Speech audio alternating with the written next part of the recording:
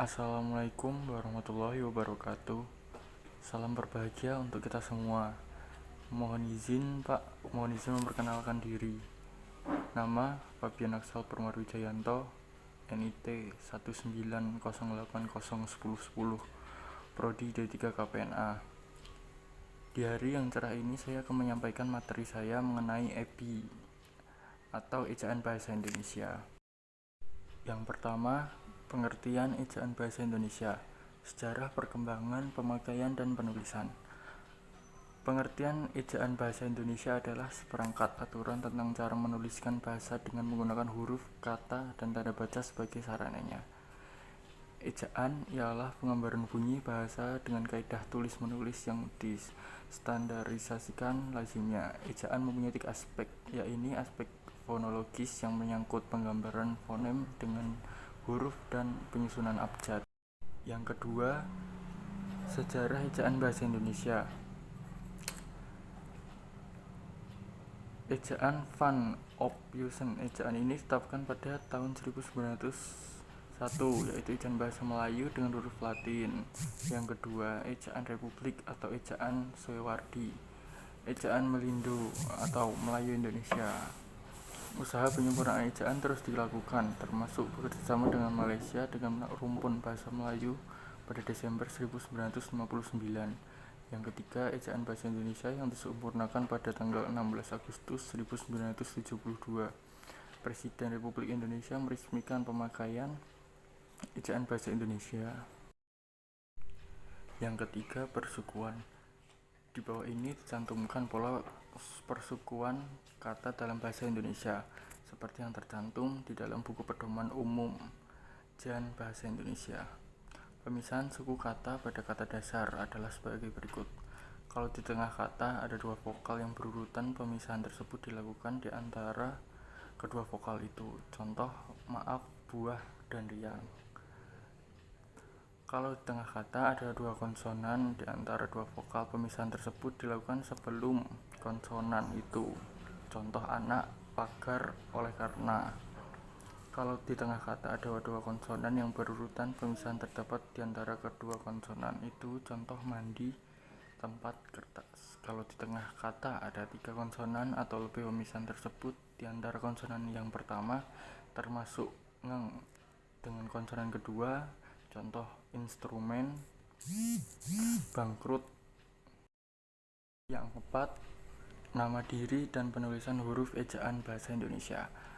Penulisan nama-nama sungai, gunung, jalan, kota, dan sebagainya disesuaikan dengan ejaan yang disempurnakan.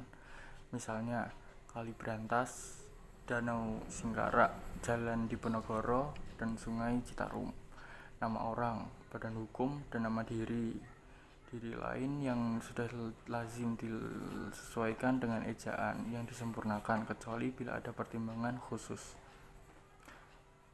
Penulisan huruf dalam ejaan menyangkut 2 hal, yaitu pemakaian huruf kapital atau huruf besar dan pemakaian huruf miring. Yang kelima, ada huruf kapital. Huruf kapital digunakan sebagai huruf pertama pada hal-hal berikut, yaitu huruf kapital dipakai sebagai huruf pertama kata pada awal kalimat dan petikan langsung. Misalnya, anak saya sedang bermain di halaman. Kemudian, nama gelar kehormatan, nama orang, nama bangsa, suku, bahasa, dan nama tahun, bulan, hari, dan hari raya. Unsur singkatan, nama gelar, pangkat, sapaan, dan kekerabatan yang dipakai. Untuk sapaan, contoh, sarjana.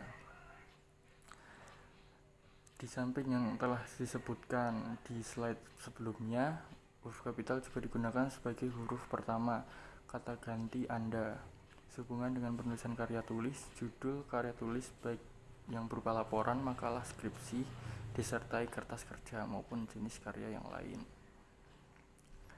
Selain itu, huruf kapital seluruhnya juga digunakan dalam penulisan hal-hal berikut: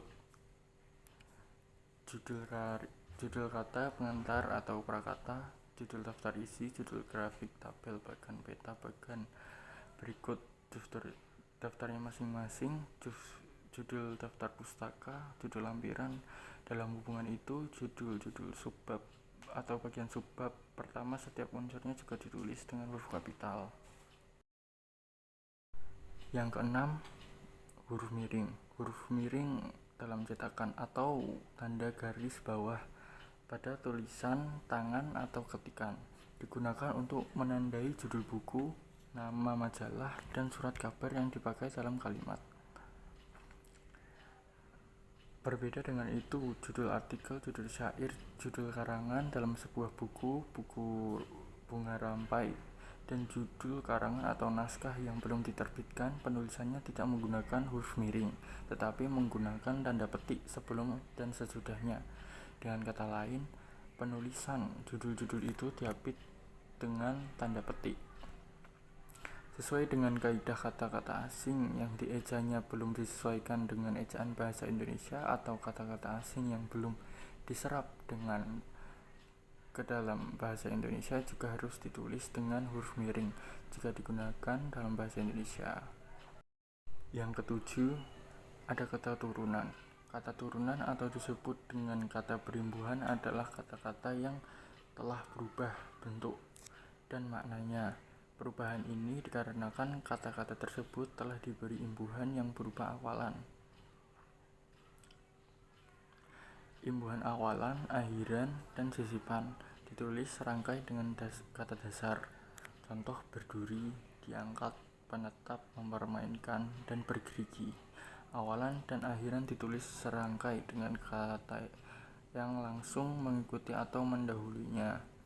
Jika itu ditulis serangkai. Jika salah satu unsur gabungan kata hanya dibagi dalam kombinasi, maka gabungan itu ditulis serangkai. Contoh Pancasila, nonaktif, antar kota, inkonvensional, amoral, subpokok, dan lain-lain. Yang kedelapan atau yang terakhir, yaitu penulisan kata depan. Kata depan adalah kata-kata yang sintaksis diletakkan sebelum kata benda, kata kerja, atau kata keterangan, dan secara sistematis kata depan menandakan berbagai hubungan makna antar kata depan dan kata yang ada di belakangnya. Kata depan di, ke, dan ditulis terpisah dari kata yang mengikutinya kecuali dalam gabungan kata seperti kepada dan daripada. Jika di dan ke berupa awalan, maka ditulis serangkaian dengan kata dasarnya, seperti kata dikelola dan ketujuh. Terima kasih atas perhatiannya, kurang lebihnya mohon maaf. Demikian akhir dari presentasi saya. Semoga bermanfaat untuk kita semua. Wassalamualaikum warahmatullahi wabarakatuh.